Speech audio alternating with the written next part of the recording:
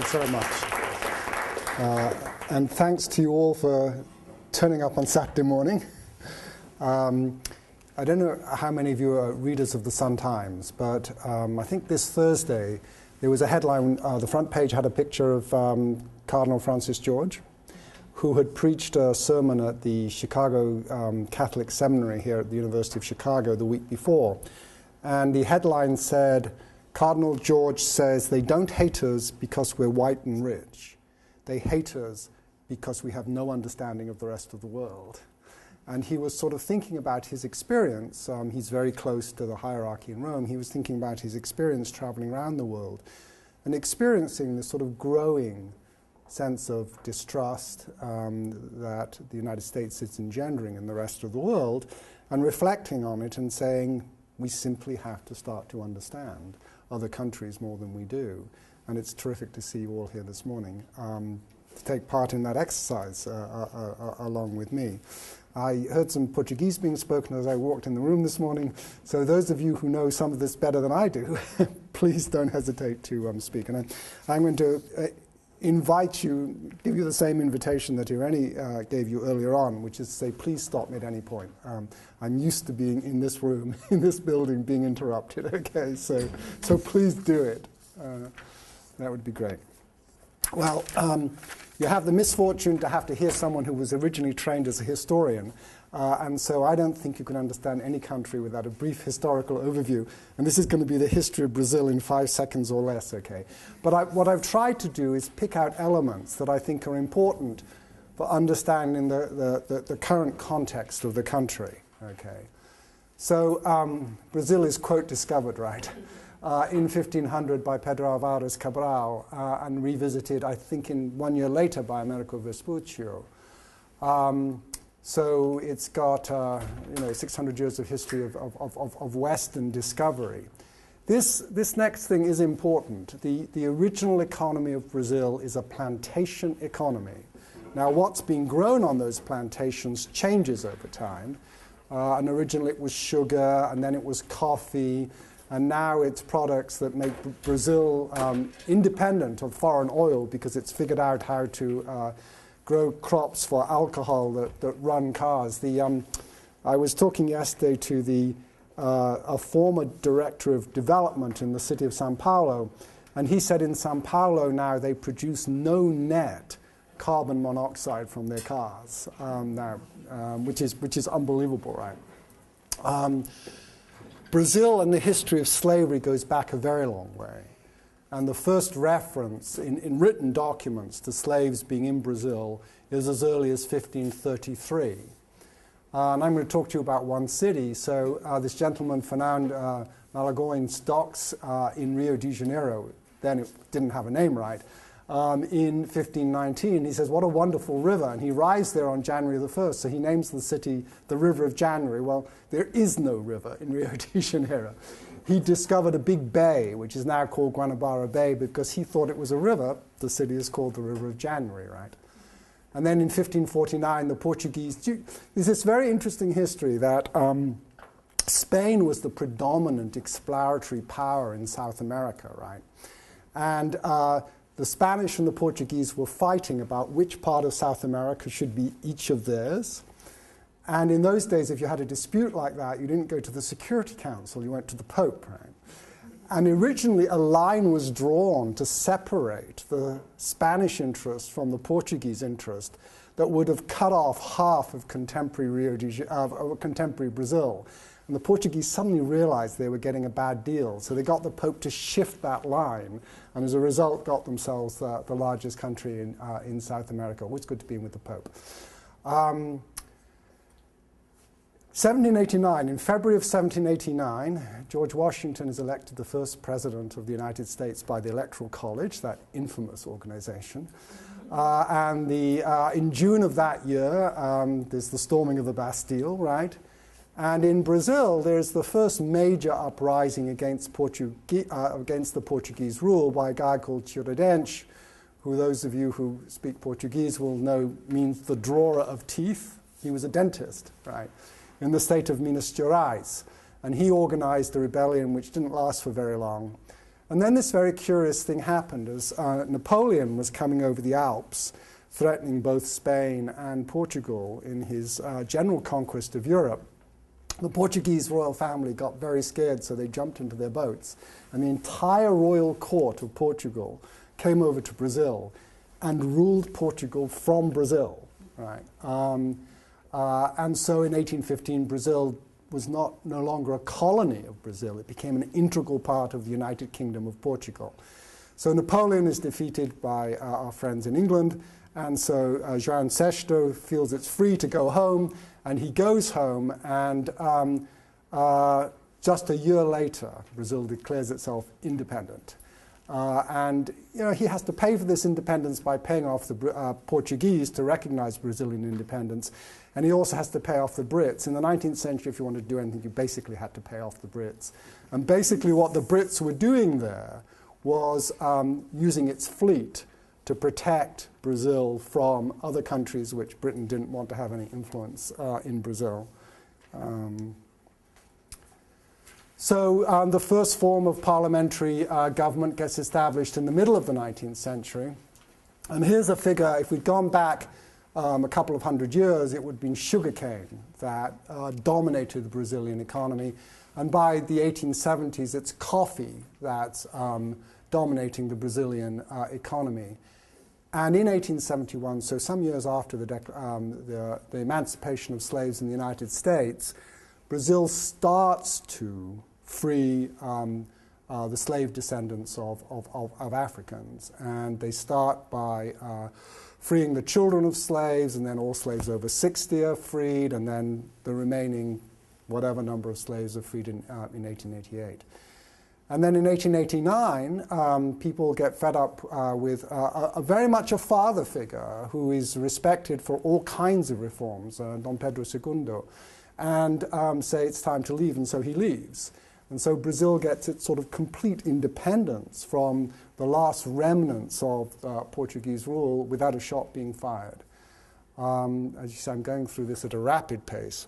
And then in 1960, a completely new city is designed by a very distinguished contemporary architect, Oscar Mayer, in the middle of the country. Why?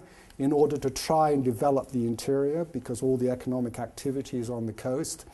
And Brasilia is declared the capital of Brazil, and you can probably say that Rio has never recovered from that fact. Now here's where the United States comes into the picture. So the generals take over the country in a military coup in 1964, and Lyndon Baines Johnson sends the U.S. aircraft carrier Forrestal off the coast of Rio just in case. Just in case what? Just in case the generals lose, right? So he sends them off there to basically back the military coup. The United States basically is the midwife of 20 years of military dictatorship in Brazil. And he hails the coup as the triumph of democratic forces over international communism. Right. Some things don't change. What was the nature of the military dictatorship? Well, I'm not going to talk about it when there are people in this room who experienced it. But there's a sort of general sense that it was this period of military dictatorship in South America was perhaps the most brutal in Chile and in Argentina. And that Brazil, it wasn't quite as brutal, but there were plenty of people who went in fear of their lives and who disappeared, never to be seen again. Then in 1985, the generals march back to the barracks and a democratically elected government takes over. And it was very interesting. I was watching President Lula's acceptance speech last Sunday night. And for the first 10 minutes, all he talked about was this election shows that we have firmly re-established democracy in Brazil. This is now the sort of, whatever it is, the fourth or fifth election after the generals have gone back. But there's still a sense, particularly among the population who experienced the military dictatorship, that it is a real achievement, right, to have firmly replaced an instituted democratic rule. And he said an interesting thing. He said, you know, there are other countries that are richer than ours with a longer history of democracy who still haven't figured out how to cast the votes and count the votes in an election. And in Brazil, it's all done by computers, right? So you know 10 minutes after the poll has closed who's won. So I think this figure is perhaps slightly lower than it should be, but Brazil has a population of 186 million, the sixth largest country in the world. And Brazil has, at least depending how you define, right, one mega city, São Paulo. It turns out that São Paulo started its sort of dramatic growth in the 1930s. In the 1950s, expanded massively. And now it's only growing at the rate of about 2% a year. And that's not from migration in any longer. That's from natural increase. Partly because, like many cities in the US, the manufacturing economy has collapsed because of foreign competition. And there are greater opportunities elsewhere. So São Paulo has a metro region of 18 million, Rio of 12 million, although the city proper in Rio has a population of 6 million. And roughly 20% of the population of Rio live in these low-income communities which have the name favelas, which I checked out the other day where the name came from. In the 1890s, there was a revolt in northeastern Brazil against the central government. And the revolt was centered on a hill called the Hill of Favela, Morro da Favela. And then when it was the 4th Brazilian Regiment marched back from putting down this revolt to Rio, they had nowhere to live, so they settled on a hill. And it reminded them of the hill they had attacked in northeastern Brazil. And so low-income communities from that, they called their community a favela. And then that name stuck for low-income communities in the country. Now, Irene was pointing out earlier this morning that Brazil has, depends which year it is, it has somewhere between the 10th and the 14th largest gross domestic product in the world. But there's this, how many of you know about this way of measuring income inequality? It's called the Gini coefficient of inequality. If the income distribution in a country is completely equal, if everybody's earning exactly the same amount, the Gini coefficient is 0. If it is completely unequal, the Gini coefficient is 1. So it varies between 0 and 1, right? And I think the United States is at 0.42 and Brazil is at 0.67. So you have one of the wealthiest countries in the world with, the last time I checked, the 4th largest Gini coefficient of inequality in the world, with the only countries that exceeding that being Swaziland, the Central African Republic, and Sierra Leone. And it's this long history of the domination of a plantation class and then of either laborers or landless people that has survived till this day. And I checked this figure before I came. I think roughly 40 million people in Brazil exist on $2 or less a day, and 20 million people exist on $1 or less a day, which is just, I think, very hard for people in this country to conceive of. Anybody, right, existing on $2 a day or less, never mind such a huge percentage of the population. And this is in no order here, but it's interesting that of all the Africans who survived the Middle Passage, 40% of them ended up in Brazil, only 4% ended up in the United States. And I'm going to talk about this at the end because it's a very controversial issue, particularly with foreigners like myself who do some work in Brazil.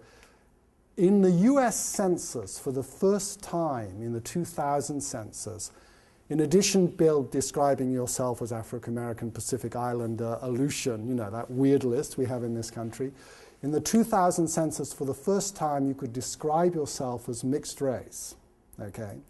That had been objected to by Hispanic groups and African-American groups because they saw it as a way of diminishing their political power. Does anyone have a sense of how many people elected to call themselves mixed income people, mixed race people in the 2000 census? Guess.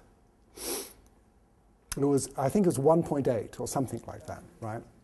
Now, in Brazil, you don't describe yourself by those weird racial categories we have here. You describe yourself by color. And basically, 55% of the population describe themselves as white, 38%. So 40% describe themselves as being mixed race. And as I say, this is something very hard for a foreigner to get all the dimensions of. But I will venture this statement that there is a sense that it is and proudly is a mixed-race country, right?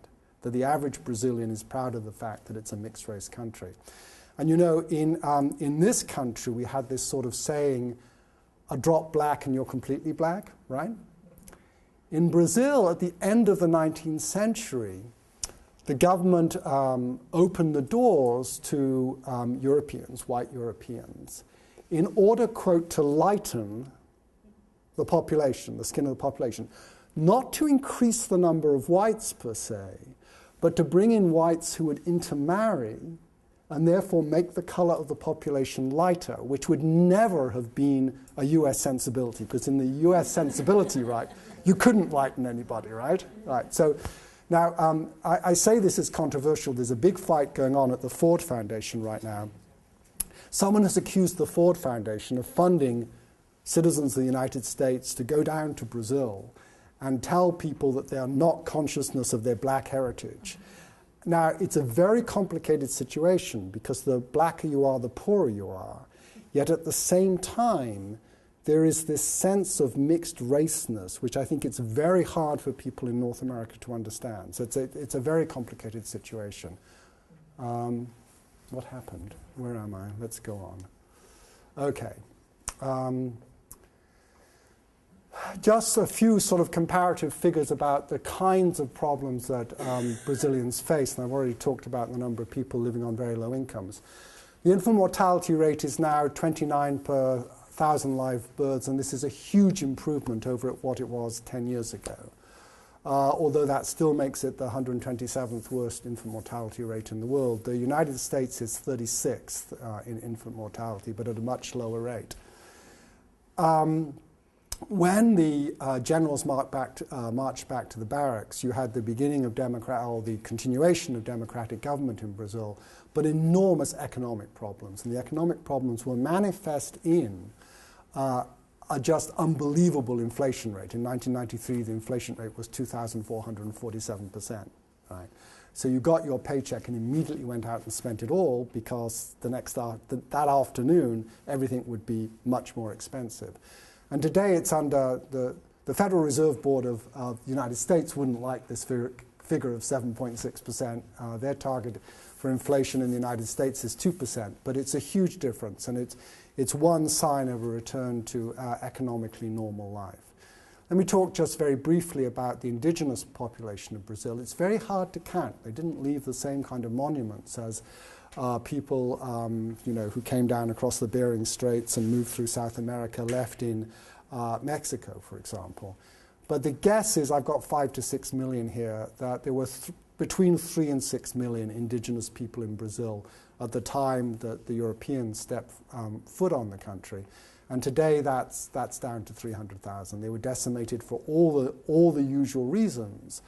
And what people tell me is in Brazil there was an additional reason, which was they simply refused to work for the conquering nation, right, who held all the economic power in their hands. And so a lot of them just starved to death, right. And it was only after that fact that was realized that you get the huge importation of folks from Africa. I just want to show you the sort of tourist Brazil, and then we'll talk about the non-tourist Brazil. This is the statue of Christ the Redeemer, which overlooks Rio. And I'm wondering, is this Santa Marta down here? Yeah, I think so. This, right underneath this is a sort of medium-sized favela under the open arms of Christ. There's another one. The story of this is very interesting. The Brazilians put out an international competition for doing the statue in the 1930s or so. And the only condition was that it not look like the Statue of Liberty. And so, in fact, it was a French architect who finally came up with this kind of Art Deco Christ, right? This is Copacabana, the famous beaches of Rio that the tourist goes and sees and loves, and indeed the rest of the population. A typical beach scene in Rio, and the sidewalk in Copacabana, and Carnival, right, which is an experience you can't describe. You only have to experience. You have to be there to experience.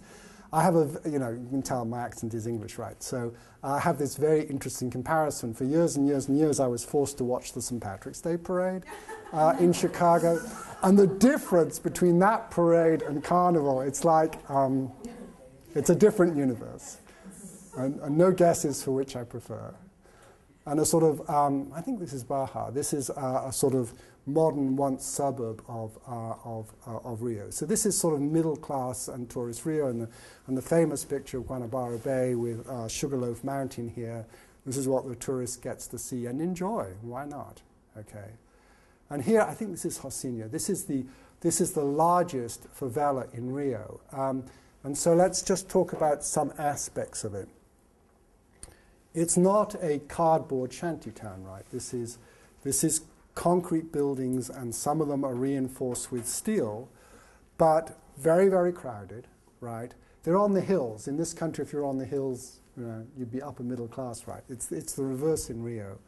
But the buildings are, in fact, very tiny, and sometimes 2 or 3 families will be living in one of these buildings, and when a new family comes along, you just build another level on top.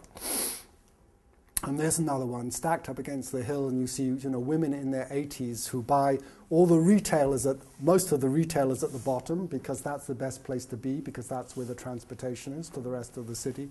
And you see women in their early 80s, right, carrying shopping bags all the way up these extraordinarily steep hills every day, just to keep life going. And there's another one.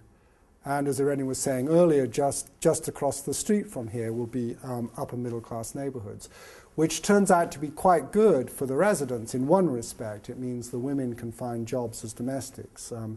The Brazilian middle class is not middle class in US terms, but most middle class people have folks who help in their homes, and very often they come from these communities. And this gives you a much better sense with electric pipes and wires and water pipes just sort of going over the tops of the houses, right? And very, very, very close living with very tiny amounts of room per family. And then a pervasive sense of violence. The drug traffickers in Brazil walk around with the heaviest of arms, AK-47s, openly in the streets. Although in each favela, the number of people who are actually working for the drug traffickers is a very small percentage of the whole population. Someone once told me in the favela I'm going to talk about, Caju, that perhaps only 120 people were actually in the drug trafficking gangs out of a population of 25,000.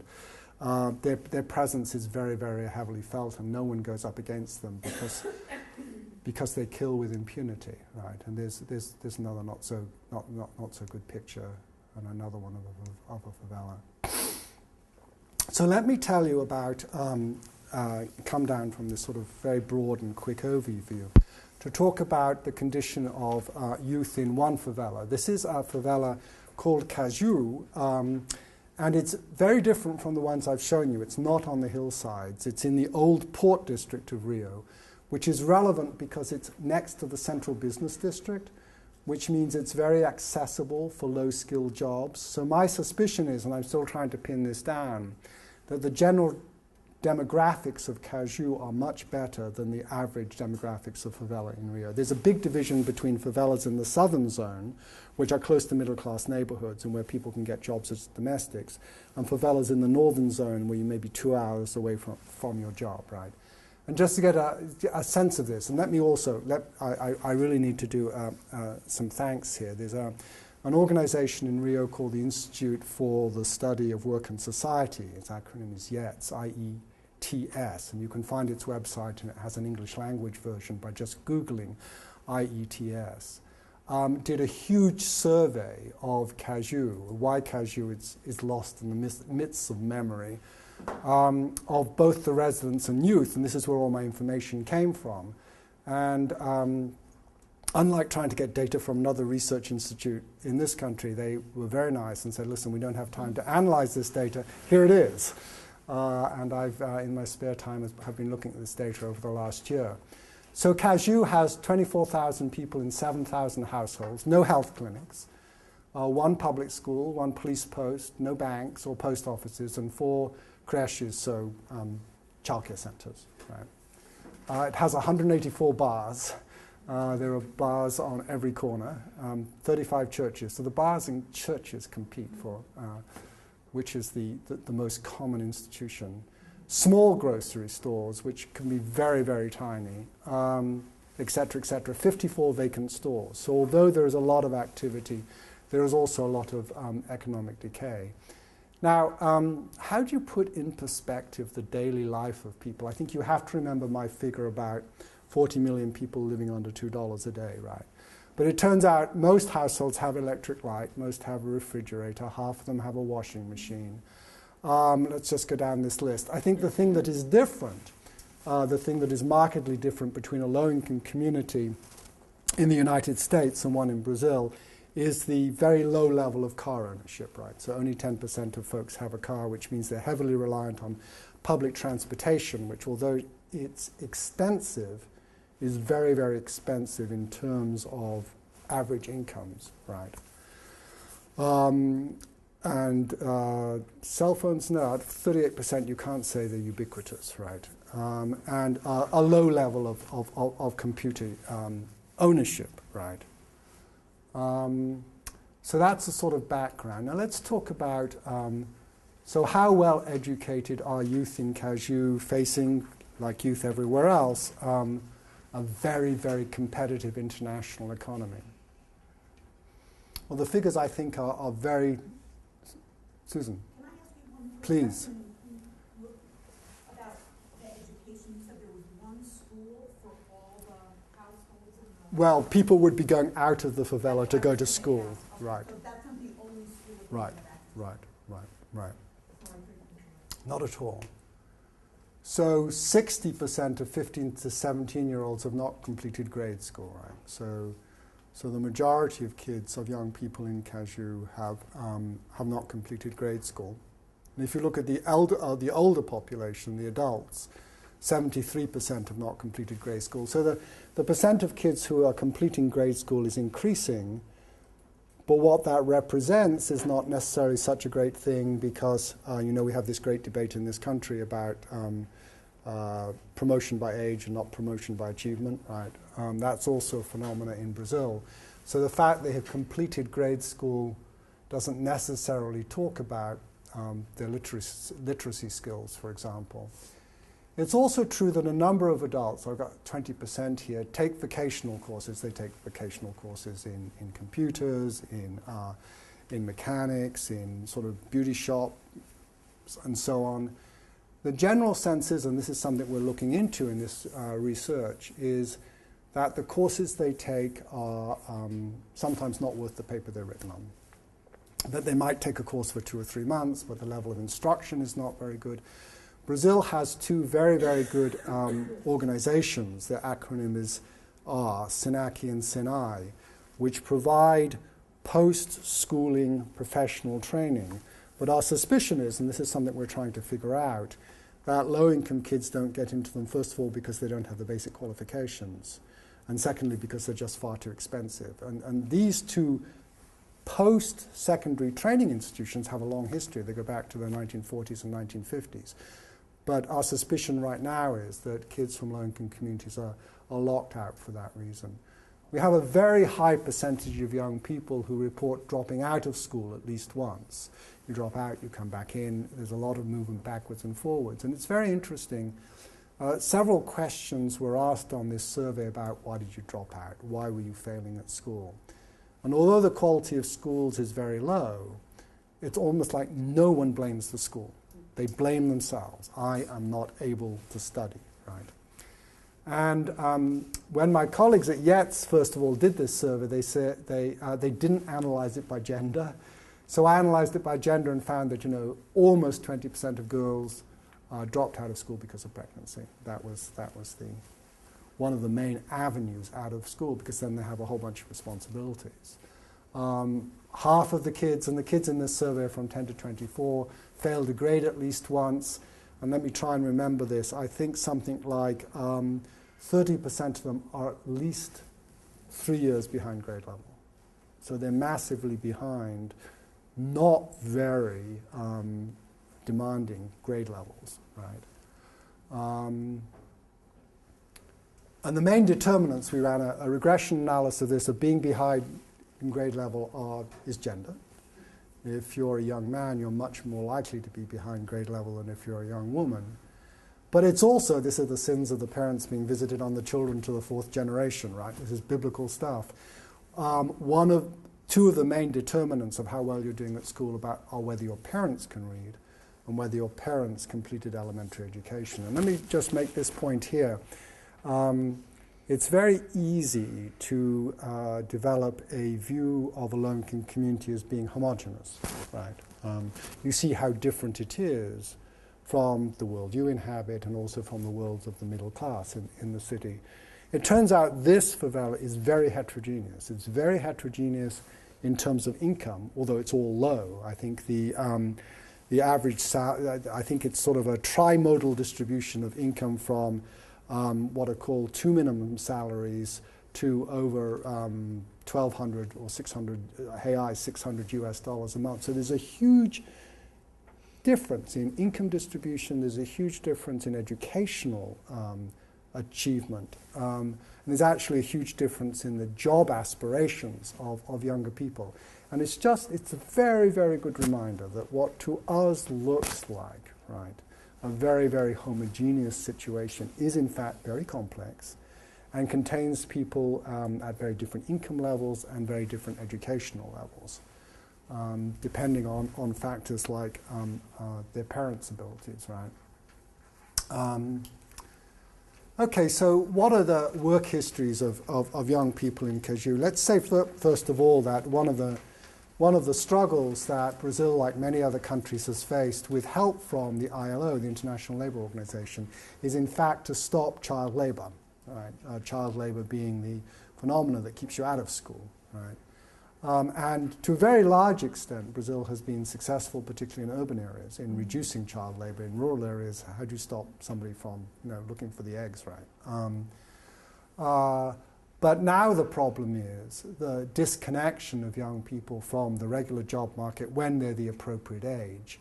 And here I have to talk about a big cultural difference because you may be surprised at some of these figures. If you go to college in the US, right, the ice cream shop and the coffee shop, right, and the library are manned by students, right, who are, or personed by students, who are working their way through college. That is not a phenomenon in Brazil simply because there are not enough jobs. And those jobs are filled by people who are heads of households. Right? And one of the things I noticed about Irani's university is that the people who are at the lunch counters and the people who are selling things, they're middle-aged people and sometimes older people, right? They're not students because the competition for jobs is so high, right? There aren't jobs for them. So I have this figure here that in the US, 40% of 15 to 17-year-olds work during the year. In the summer, almost 50%. And the same figure in Brazil is 20%, at least those that are counted, right? And the definition of working in Brazil is a very low threshold level. If you work for 1 hour a week and you are paid, you are working, right? So it's a very low threshold for counting whether or not you're working. So these folks, so when we get to the 18 to 21-year-old group, 55% of young men are working, and the corresponding figure for women is 36%. And why?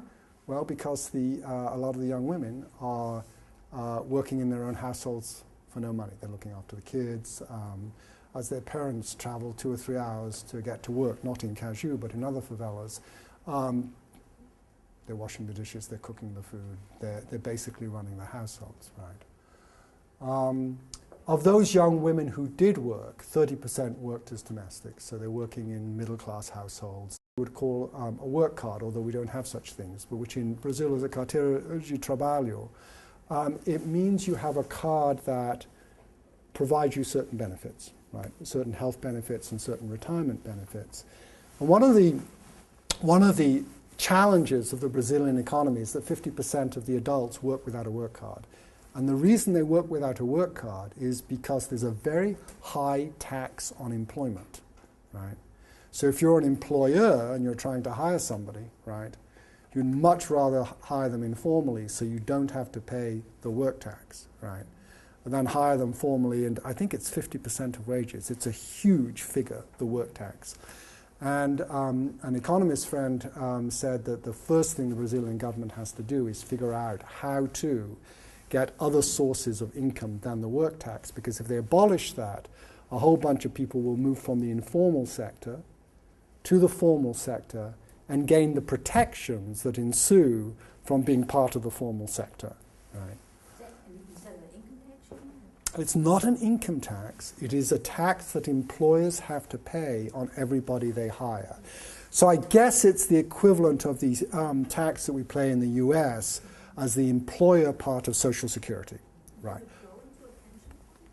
Well, you know, whether money for pensions goes into a pension fund or whether, as in the States, it's really a pay-as-you-go scheme.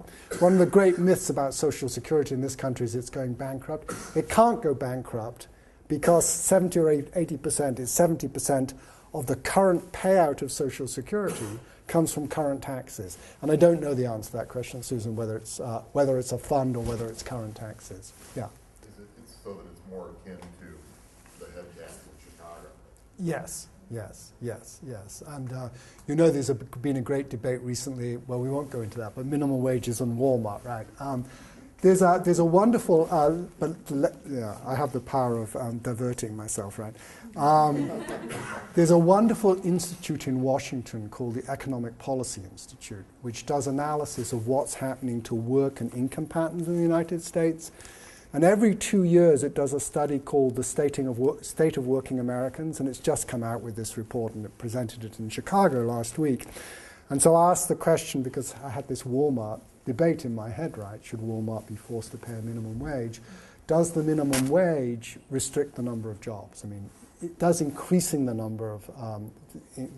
level of the minimum wage reduce the jobs available, and therefore have a very serious unintended consequence. And they were rather upset about being asked this question in a room full of good progressives. But they said, in fact, the only study that showed that an increase in the minimum wage reduced the number of jobs was from a panel set up by George Bush to argue for a reduction in the level of Social Security. And every other study that has been done shows that a modest increase in the minimum wage will have virtually no impact on job creation. So, sorry about that. So what were the determinants of getting? First of all, actually, I think my colleagues were surprised by this figure, that 40% of 18 to 21-year-olds had a job with a cartera. I bet anything that in the favelas in the northern zone, that's going to be a much, much lower figure. But this favela is right next to the richest job area in Rio. And the determinants of getting such a job, not surprisingly, were age, but it was also working outside the community. In general, jobs inside low-income communities are not going to come with a work card because it's, it's very, very small retail, basically. And finishing elementary school. You're not going to get anywhere without finishing elementary school. Yeah. So is it the person that gets the work card, or is it the job that has the... The job has to provide it for the person, but can only do so if they start paying, right, the employer tax. If you leave that position, you don't take your work card with you? No, work card is connected to a job, right? It is very expensive. You are fined if you, as an employer, you are fined. And what the phenomenon here, I think, the way I understand it, is that even if the women are working as maids, if they are working on a regular basis, more than like once a week and over a year, they'll be the employers will be fined, and it's expensive. So that has raised, since because these are recent rights on the regulation to pay maids. It's recent. That is why it seems this high. It is unusual and recent. And recent, yeah. Yes. So because maybe they are in a city, and very close to the city, it's very easy to be caught. And besides, there are so many lawyers in so many universities that are barely recognized, graduating, that they will go to the maids and tell them, you can make some money and he will make or she will make some money too. So see Right. the connections there. So it's the equivalent of ambulance chasing. You don't chase an ambulance, you chase a maid, right? And remember, in the US, we've had the same issue with Nannygate, right? Someone's running for political office, and it turns out they're not paying Social Security for their domestic help. But the scale of the problem is much, much bigger in Brazil. So let me just stop here a second, see whether... So the basic summary of education and work is that you have a huge bunch of kids who are not succeeding in very low-level schools, right? There is a school close to where we live in the mountains, which is a public school with absolutely wonderful teachers, where the average working-class kid goes. It does not have a library. Right? There's nowhere to put books. It doesn't have a library. Right? In the 10th richest country in the world. Right? And work experience is very spotty. And Rennie was talking earlier about this very powerful discrimination based partly on skin color, but really based on where you live. Right? And if you report to an employer that you live in one of the favelas, and that makes you 1 out of 5 of everybody who lives in Rio de Janeiro, you're going to have a much, much harder time of getting a job than if you live in a middle-class neighborhood. Okay. So let me be silly enough to try and sum up here. I really stay away from this debate about the degree to which race is ignored in Brazil, because it's extraordinarily complicated, and I don't think it's for me, someone coming from the outside, to talk about. But let me just give you an example. I have someone who helps teach me Portuguese, who came to this country as a maid, and got a green card, coming as a maid, and was then abused by her employer and left, and without a word of English tried to make it on her own in Chicago. And when people say to her, which country are you from, she says to them, well, you guess. And most often they say, you're from Ethiopia. So she looks like she's Ethiopian, right? And when I talk to her and say, well, what race are you, Hosanna? She says, 14, and lists a group of races that includes Chinese, right? And I said, well, you know, what race are you considered in Brazil? She says, normal, usual, I'm like everybody else, right? And that's just a personal example to say that one has to be very, very careful translating the experience and the discourse about race in the United States to a country like Brazil, where there is a long tradition of racial mix. Nonetheless, when democracy came to Brazil, the country was accused of not talking about race and ignoring the fact that the black you are, the poorer you are, right? One question I have is, like you just mentioned before about these favelas, like if you live in a certain favela, right, that almost becomes, I mean, is there a connection between... living in a favela and race? Yeah. There are favelas which are very white, and there are favelas which are also black. A lot of the migration of the population that resulted in the building of the favelas in Rio was from the agriculturally decimated and drought-ridden northeast, and a lot of those folks were quite white, right? So it's not that clear a distinction? It's not that clear a distinction. I mean, how many of you have seen the sort of recent famous films from Brazil, City of God, and yeah. It does look, and City of God, incidentally, was a favela which was in downtown Rio and was literally moved, right? It was carted off to an empty part of the city. And there it does look very black. Incidentally, my 2-line summary of City of God is ritualized violence. You would never believe that you have 95% of the population in this favela living normal lives and trying to live normal lives, nonetheless under this enormous threat of violence. But all you got in that film was violence. Okay, the income inequalities are just enormous, and they stem from plantation days. There are states in Brazil, particularly the smaller rural states, that are still dominated politically by the plantation elites. I mean, I wonder if there's an equivalent in the US. There's an equivalent in London, which is something like 15% of London is owned by the Duke of Bedfordshire, which goes back to medieval times, right? And I don't think there is an equivalent in this country of the continuation of the concentration of political power and land ownership, right, in the plantation. Then there's Texas. Yeah. But the income inequalities are huge, and let me tell you some of the problems. One of the problems is this dependence on the work tax. Another problem is that someone was telling me that, okay, there's a social security system, the equivalent of 70% of the payout of the social security system goes to 30% of the population who are public employees who happen to be civil servants in the military and in the judiciary and other sort of protected classes, right? So there's a huge disparity in the payout of the social security system, right? Do I have this later on? No, I don't. So let me talk about it here. Political change in Brazil is very, very difficult. Why? There are currently, although this is going to change, there are currently 18 political parties in the Congress in Brasilia. You need 12 to pass any substantive reform, right?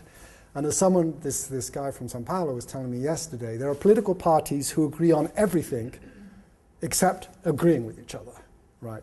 So you have political parties of the left who have exactly the same electoral platform, but they will not collaborate. And I don't know how many of you have been following this, but the big scandal that came out before the election was that the Lula administration, like every administration before him, was paying parliamentarians, I use the English term, apologies, for voting for the government's program, right? They were getting a monthly salary of, I think, 1,500 reais or something for voting for the government program. Why? Because that was the only way to get anything through the Congress.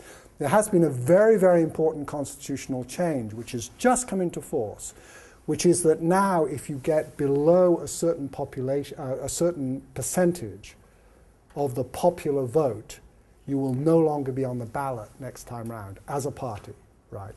So what is happening, that parties are now being forced to merge, and I don't know what the projection is, I don't know whether anyone knows, but it's going to come down from 18. But my only point is that deep structural change, which is desperately needed, is just extraordinarily difficult to accomplish. Lula tried to change the social security system and make it more equitable, and he just failed because he couldn't put the votes together. Now, you know what we've done in Chicago, right? We tore down Cabrini Green, we tore down the Robert Taylor homes. I guess there are people in this room who never saw the Robert Taylor homes, right? What a thought. But anyway, it's 8 miles of public housing down the lakefront, right? And what we've done, of course, is to displace those people to the southern suburbs, right? Why? Because the city is gentrifying like crazy, which is great for the city, it's great for the city's tax base, but it means that rental levels are going up and low-income people are being moved to the southern suburbs, where they're worse off. Why? Because transportation is lousy, and because a whole bunch of townships are either corruptly or incompetently governed, and they're further away from the greatest job engines in the region, which are in the northwest, right?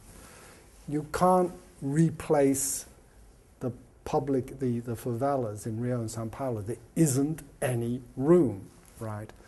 And so one effort that started to deal with this project was, this problem was a project called Favela Bairro, which just literally means the community of the favela, which tried to do infrastructure improvements in 51 of the currently 800 favelas in Rio. Here was the problem. There were several problems.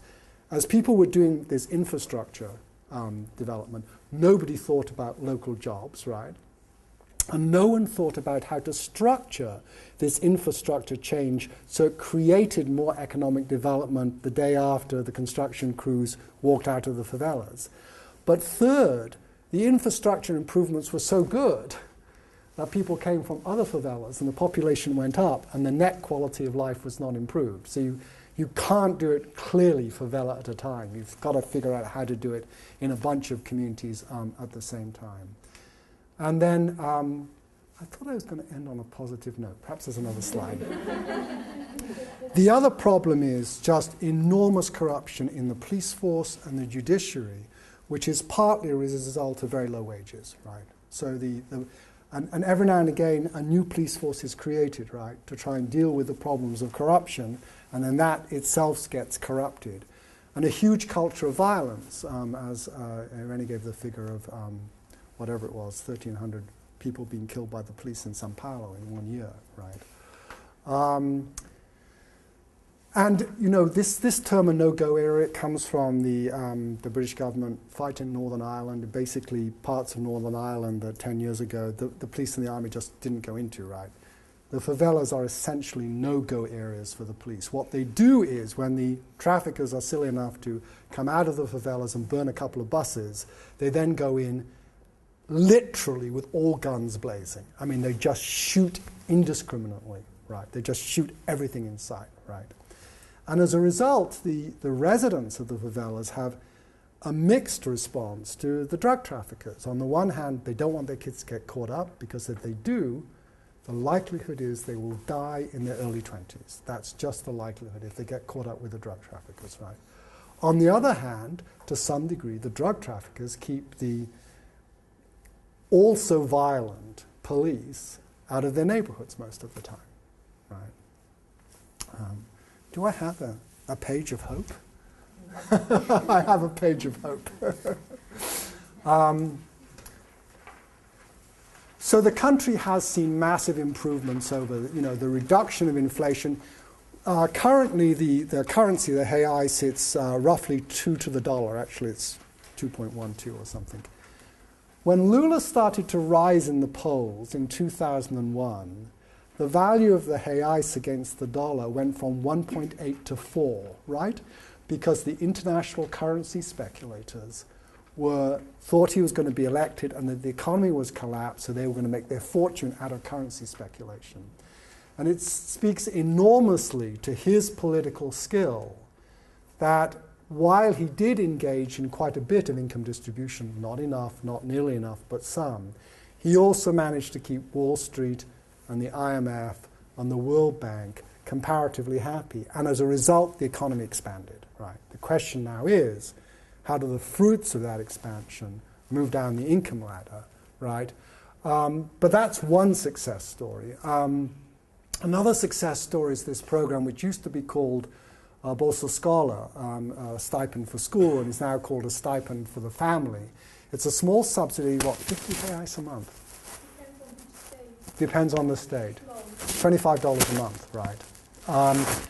And in order to qualify for it, it reminds me of the earned income tax credit. You get it if you work. Here you get it if 80%, the children in your family attend school 80% of the time. There are two other conditions: that all the kids under 1 are vaccinated, and the third condition is that any pregnant woman or nursing woman attends a health clinic once every 3 months. So in other words, they tied the receipt of this stipend to, adaptive behavior, let's call it that, right? I was talking recently to someone from the World Bank who was explaining the problems of non-school attendance in Mexico, and they said the problem is the transition between elementary school and high school. You might have, I think in Brazil, 90% of the kids in elementary school, but they don't show up in high school, and this is also the problem is normal. Why am I talking about this? Is that right? Yeah, that's right. That's right, yeah. And the World Bank is convinced that this Bolsa Escola or Bolsa Familia actually, in Mexico, increased the number of kids making the transition from elementary to high school by 30%. Yeah, we have now 8 years of school, an average, typical average level of school. Which is a big increase over... Yeah, from 1 year, an increase in Right. about 4 years of this part. Right. And this was your classic good experiment. It was a randomized experiment with World Bank economists poring over the results. I don't know how you sum up the basic problem with education. There just simply does not seem to be the political will to improve the quality of the public school. And I don't know how you understand that, and I don't know how you do anything about it. And there's also the problem, as the ILO points out, that in some countries the problem with labor is demand side, and in some countries it's supply side, and it's Brazil, it's supply side. There simply aren't the jobs in the economy, right? And that's why on the streets of Rio you see people of all ages, but particularly kids and young and sort of middle-aged men, selling small things to try and make a living, right?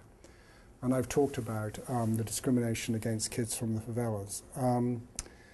Lula has this very interesting program, which I think is only a year old, which is basically a subsidy to employers of $1,500 a year, which you get in bi-monthly doses to hire new young workers, right? I was the other day in Pilsen in an organization called National Able, which places disconnected workers, right, back into the job market. And it was very interesting. So it was mainly Hispanic population. I was talking to the people who ran the program. Well, why do people come to you? They come to us because they've dropped out of school, they've got in trouble with the law. And I said, okay, and what's the characteristic of these kids that pushes them into that situation? And without hesitation, they said, they have no adults in their lives. They're in families where no adults are looking after them, no one cares what's happened, and we're the first adults in their lives that show up at their high school graduations, that get them out of bed in the morning if they don't show up to their training courses, that is on the other end of the line where they're trying to explain to a supervisor why they lost their temper when they were told to do something at work. And it was just this very strong sense of just basic lack of caring adults was what had pushed these young kids in Pilsen into this situation where they were disconnected from school and disconnected from the job market. And then there's this very controversial program which Lula introduced in 2003, that 20% of places in the University of Brasilia and 40% of places in state universities had to be, actually I changed this, this last sentence and it clearly didn't get changed, with black ancestry or indigenous ancestry or with mixed ancestry, right? And its attempt to deal with the fact that the public universities, no tuition, right? You get into there by a competitive examination called the vestibular, very, very tough exam. And so middle-class kids were getting in and then getting their way paid, right, throughout college, which was a double whammy on low-income kids. They weren't getting the benefit, and their parents were paying the taxes that were paying for this program, right? So not only did this force the reservation of certain places in public universities for kids with a mixed-race background, it also subsidized the private universities to take more mixed-race kids. Same problem as you can imagine here. The problem is, okay, so the kids get to the university and then they're way, way behind. So this is only going to work if the universities, in their turn, provide programs that will keep the kids able to cope with, right, the challenges of the university they've just got into. So on one level, you have these desperate statistics about average wage and desperate statistics about the closed communities of favelas and the difficulties of getting outside the favelas. Incidentally, I asked the person who directs this organization, National Able, who's a colleague of mine, why they opened an office in Pilsen. She said it's very easy. We had training courses downtown, we had computer courses downtown, and no one would come, and they wouldn't come because it was a foreign country. Right? You cannot overestimate, right, the degree of isolation, right, and the degree of fear of the outside world of generations of families that have grown up in these intensely poor and intensely isolated communities. So those are that's the bad news. I mean, I think the good news is that there are enormously good intentions and there are well worked out programs, and the question now is not only can they be passed and funded, but they can they also be implemented, right? So a work in progress. And I think all I'm trying to do is to give you a snapshot of one country and then to encourage you, in the words of Cardinal George, and I'm the son of a Baptist minister, so I don't usually quote Catholic cardinals, but to do something about the fact that we are deeply ignorant of the rest of the world and that has terrible consequences, and it's in our hands to do something about that. And thanks for sharing.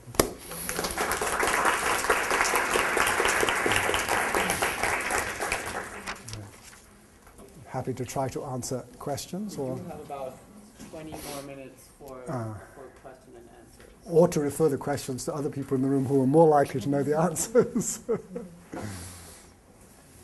might be a simple question, but so what is something we can do? I mean, I'm young, I'm just starting in my profession, and don't have much experience, but would like direction as far Right. as some of these issues. Well, I think we should all join in this conversation, okay? And it just shouldn't be me. But let me start off by saying, I think people get interested in other countries for a whole variety of reasons, right? Their great-great-grandmother came there, or, you know, the guy they dated in high school came from there, or whatever, right? And I think what you should think about in your own experience is where you have some kind of connection to another country, and just tell yourself, I'm going to come, I'm going to learn more about it. And you know, 3 years ago, there was a great debate at the University of Chicago about the core curriculum, right? The sacred grail at the University of Chicago. And the question was, should the core curriculum be opened up so people could do, my God, a junior year abroad at the University of Chicago? And could it be opened up so that people could learn a foreign language, right? And incidentally, Harvard, which took the line until a few years ago that Harvard is such a valuable experience, why would you want to spend any time out of it while you're an undergraduate, right? Under its late lamented president, who said very silly things about the mathematical competence of women, changed its core curriculum so you could do a year abroad and you could learn a foreign language. So my first plea is, please learn another language, okay? It's a lot of fun, right? Become a citizen of the world, learn another language. Now, what would the rest of you say to this question? How do you start to make a difference, get involved in the rest of the world? No. I really think that we need to not think just about the rest of the world, but, you know, the connections between the rest of the world and here. You know, and this really is a city with hundreds of nationalities and people, and not that you have to stay here, but that that's an important place to also start. You know, Pilsen is what, 80% Mexican, probably about 70% of those people not born here. I mean, within the last 10 or 15 years, all right? So, I mean, I think it's finding the connections, because I think there is a little bit of a danger of just thinking of the other as somebody abroad, and, you know, those are the people who need to, you know, help, and this and that and the other, and it's the connections, I think, that are important. But language is important. I mean, Spanish is a good place to start. And you're still at the age where you can learn the language easily, so.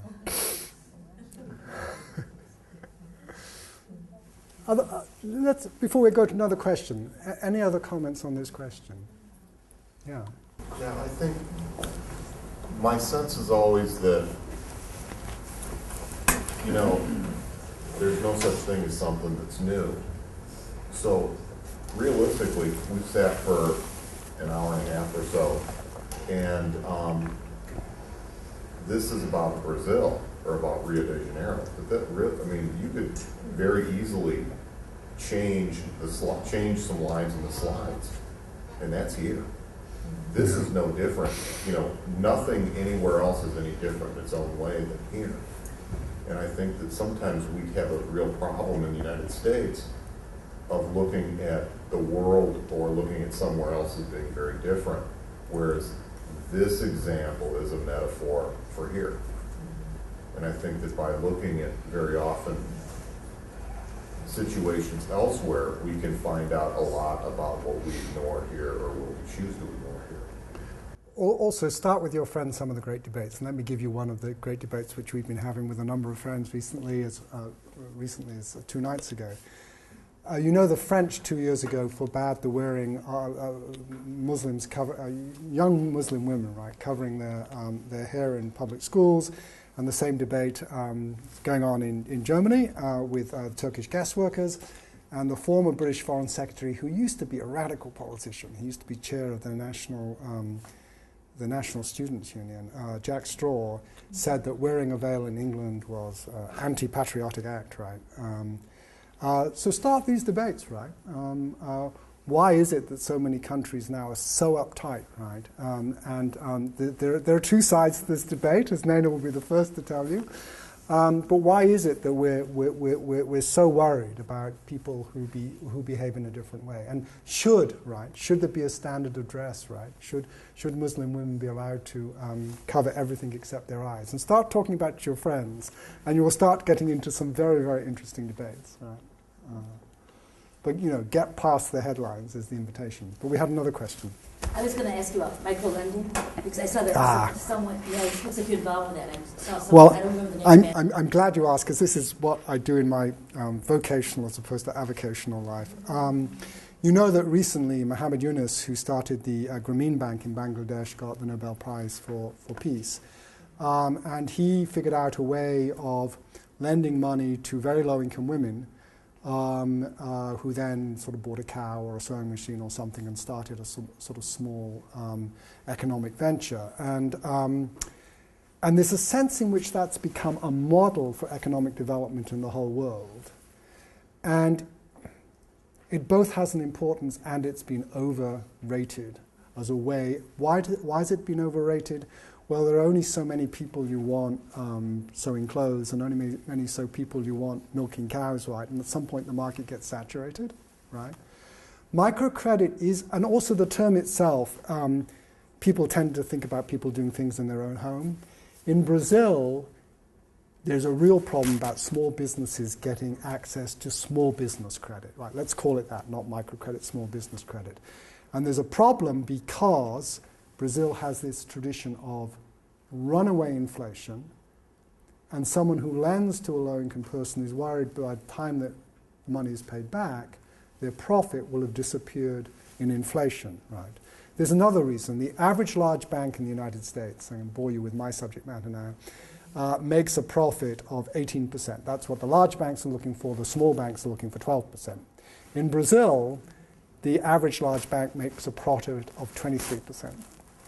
So you've got an extraordinary wealthy banking economy which is using this fear of inflation to charge exorbitant prices to small business people. And it's a real problem, because how can you start or expand a small business without access to credit? Now what's going to happen is HSBC, Hong Kong, Shanghai Banking Corporation, which is in 84 countries, and Citigroup are going to move in with credit cards that charge 30 or 40% interests. So it is a real problem of how small businesses can get access to decently priced credit. It's a big issue. And there are actually some state banks that are supposed to do this lending, and the sort of paperwork and the bureaucracy is so great. Here's just another interesting fact. I think it's interesting. The World Bank criticizes countries that make it very hard to establish small businesses. In Australia, it takes an average of 5 days of paperwork to open a small business. In Brazil, it takes 180 days. So there are structural things in the economy, right, which stop this very powerful driving force of small business development, which need attention. Yeah.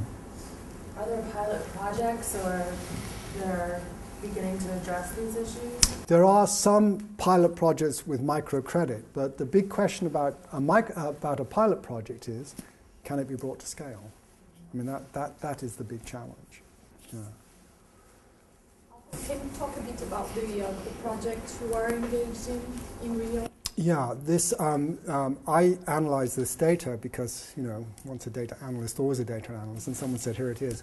But it's because we're now engaged in a project in Irani's Research Center to look at this problem of youth connection to work in 5 low-income communities in the city. And we're doing it by talking to the kids themselves. What have you tried? Where have you come up against barriers? Where can't you accomplish what you'd like to accomplish? And by talking to employers, right, why don't you hire kids from these communities? What additional skills would they need for you to hire them? And then by talking to people at the level of the municipality, saying, what training programs do you have? Are they any good?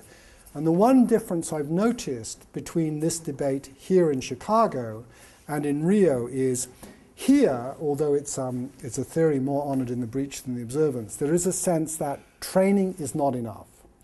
That for people whose families have been disconnected from the workforce and who are themselves disconnected from their workforce, at least half of the issue is to get a person connected. I mean, almost literally to walk them in the door of a place where they can get a job. But more than that, to stick with them for the next year or so as they do everything wrong and do everything to get themselves kicked out, and gradually help them to learn, right, what it takes to hold down a job.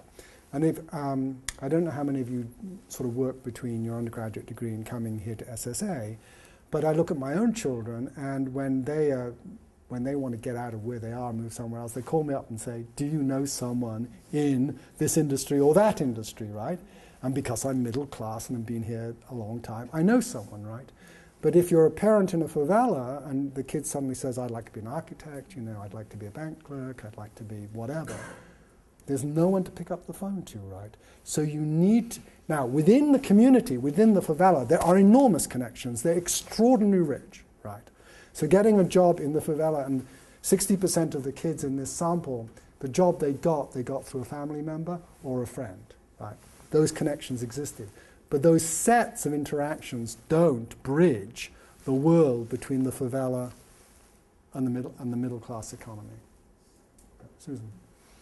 Yeah, I mean, it sounds a lot like, the stuff that Wilson used to write about how people here are isolated, poor people in poor communities in Chicago stay poor because they don't have those connections to other communities. Right. And one thing that I was really struck by when you were presenting the information is, you talked about the fact that they're connected to a very wealthy area, but only 40% of the kids have jobs. And theoretically, there should be a market out there. But the market is very limited, and it's for women, as you say, 30% worked as domestics, right? And folks don't have the skills to exploit that nearby market, right? So are there ways to increase those connections between people who have training and access? I mean, also it sounds like part of what you're talking about is the whole issue, which people have talked about here, around socializing someone.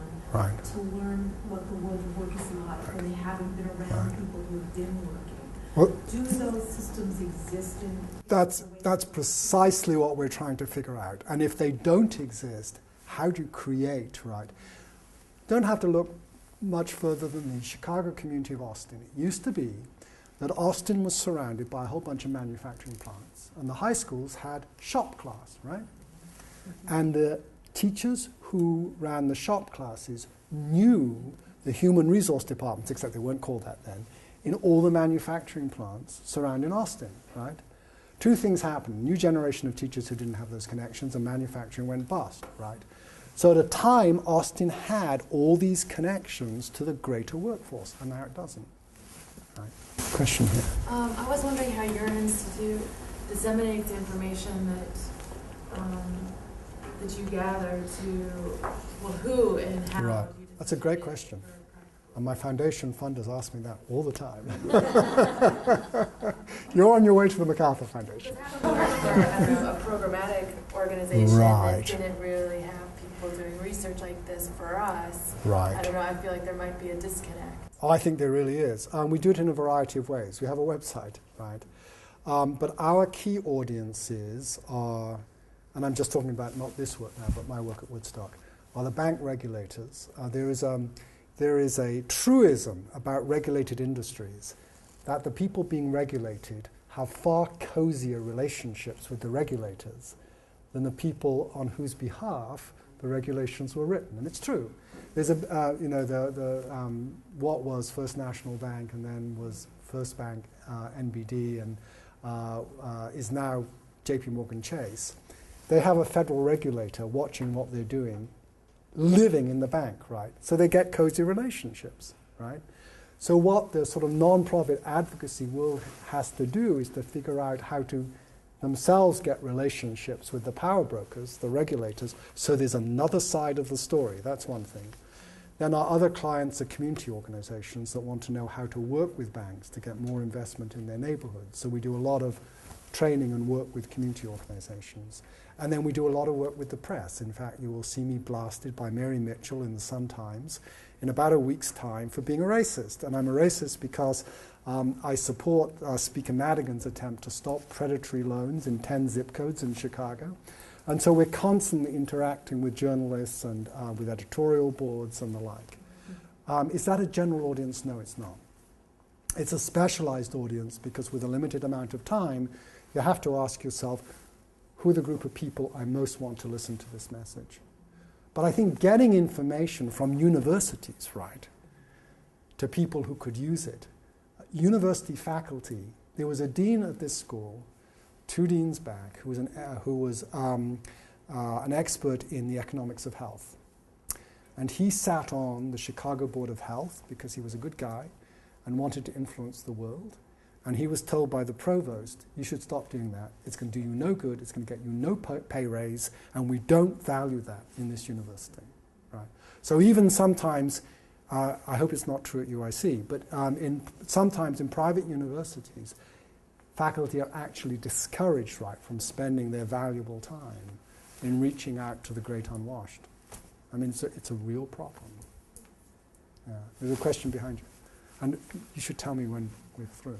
Just sort of stepping back to the issue of connections that bridge communities. It sounds to me, and this is my introduction to this material, so if I'm misunderstanding it or misreading it, please tell me. But it sounds like there are sort of policy issues that prevent job opportunities from becoming available. And I'm just wondering, are there initiatives at a policy level, things that are initiatives that may be challenging this really exorbitant work tax for employers, or the fines for having sort of under the table labor in your Oh, the policies are there, and the problem is getting them implemented, because there are always people who are used to the current situation, right, and who don't want to see it change. The challenge with the job card is, how is the federal government going to replace that source of income? The middle class in Brazil is very highly taxed, right? You can't go that route, and so you have to figure out how to replace that income, right, in order to keep the federal government in the black. Right? And that's a big issue. The privileged civil servants you were talking about. Yes, yes. So, you know, what's the way to lose a safe seat in this country? Say you're going to change Social Security, right? I mean, it's a hot button issue, or raise taxes. Yes, yeah. And I'm not actually going to get involved in what's going to happen next Tuesday, but actually one of the candidates for governor refused to take the oath that she would not raise taxes, which I think is the first time I've heard that in Illinois politics. And she said, it was very interesting, Judy Bartopinka, and this is not an advertisement for her, but she said, who knows when we are going to get our equivalent of Hurricane Katrina? And if I promise that I will never raise taxes, how am I going to deal with that emergency? It was very clever, a way of putting it. Well, she's also been treasurer, right? So she knows what fiscal shape the state is in. Yeah, was there? Yeah, just see if I can do a question. I think it's gone. Okay. Yes. You're talking about the lack of infrastructure within the favelas, and I lived in Rio and worked in a favela with an organization, with an NGO that partnered with the drug dealers. Basically against the police, which would be, in theory, shocking that an organization that was for nonviolent conflict resolution, what we're working on is implementing a peer mediation project in public schools and favelas. And we found that people were scared of outsiders because their experiences with the outsiders are extremely negative. The police coming in and shooting everybody. And they trust the drug dealers because the drug dealers are, in a lot of ways, the protectors of the community. If your baby is sick and you don't have medicine for them, the first person you go to is the dealer in the community, because they have rules where you can't leave your house after 8 p.m., you can't do this, you can't do that. But when you need them, they really are there for you. And I was wondering if you've worked with any organizations that did sort of non-traditional partnerships to find who actually has the power and how can you use that power for your own purposes. It's a very vexed question, because you're right about what the drug traffickers do, right? And at the same time, it's a very hard question about whether you want to get involved with them. Kind of like the Black Panthers here. Yeah, because they are brutally cruel, and at the same time that they provide the ballet funks on Saturday night, the dances, right, and provide this emergency help. The level of violence is amazing. So I mean, we had a colleague once who was came from Chicago to Brazil and started to work with some drug traffickers and basically said, do you really know what you're doing? And it's a very vexed question. Do you have a sense of that, Irene? Yeah, I would like to say that it's not true today that they are there for the residents. I think there is a major change in the last 10 years that has, the violence has been now much more intense in the sense that before there was one commando, which is one of the gangs. They had most of the power, and they had like the cartel for themselves. It was violent, but normally the people working for the drug trade were from the communities. So what happened is that they grew up there, and any grandma could come to one of the boys or the leader and say, okay, I changed your diapers, what are you talking about? Go home, stop this. And this has changed completely since this, the police started killing under pressure and arresting the leaders. Immediately what you create is, that's happening in Mexico, exactly now, there is a war, so the new leaders come and occupy the space, and they have been now moving into different communities. So they are not attached to anyone, and they doesn't, it's very, very different kind of relationship. So now I would say that there was a period in which, after the dictatorship in Brazil, the community associations were becoming very powerful, important, and it is true that that's one kind of democratic space that was kind of lost because the drug trade started taking the leadership. And so there were years in which people were not so clear who you were parting with, but today I would say that most NGOs will be respected by the drug dealers, but they will not negotiate. They will not work together, and they will make it very clear who they are parting with, because the truth is that most people hate the police, it's true, and they have good reasons to be scared. But they also feel very threatened by the drug gangs because they cause a lot of harm, and they threaten their lives, and they are very disrespectful of, and they attract the young people. That's the main reason why most, especially mothers, and a lot of the mothers struggling to protect their children cannot face these cruel leaders. So that has been changing quite a lot. And there is a romantic view of how nice they are because they will pay for, they kill a lot of people, then they will pay for burying them. They do that.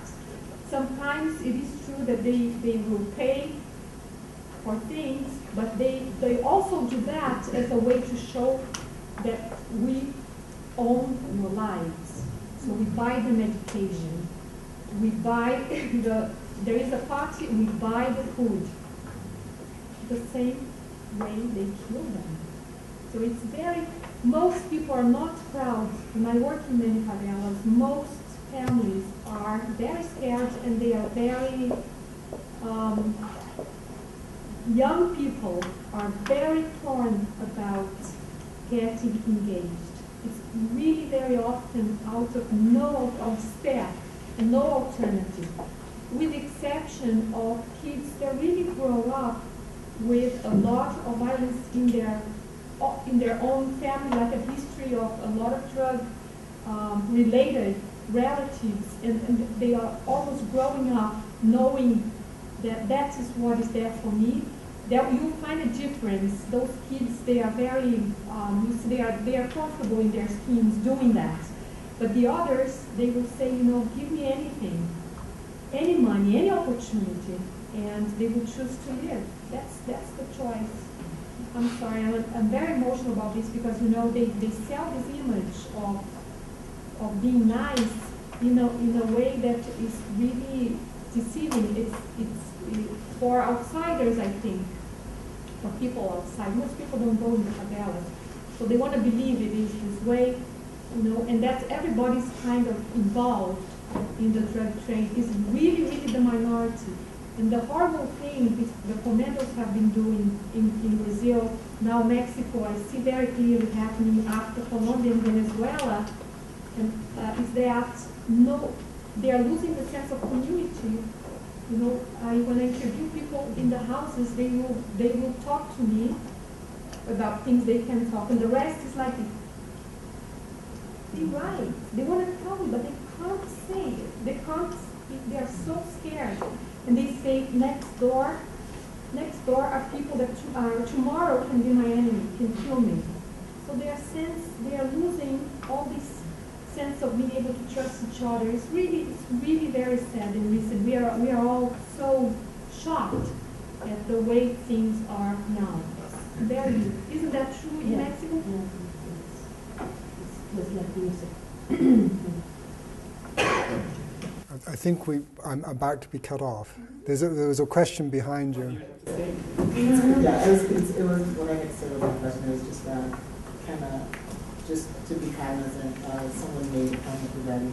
Some of the gang members being in Brazil being in the favelas being more like the Black Panthers, and that's really not what the role of the Black Panthers was. They were not gangbangers, and they certainly did not brutalize. Their intention was never to brutalize the community or to make money. So, I just want to make sure that that's just not out there. Well, thank you all for coming here and for asking excellent questions.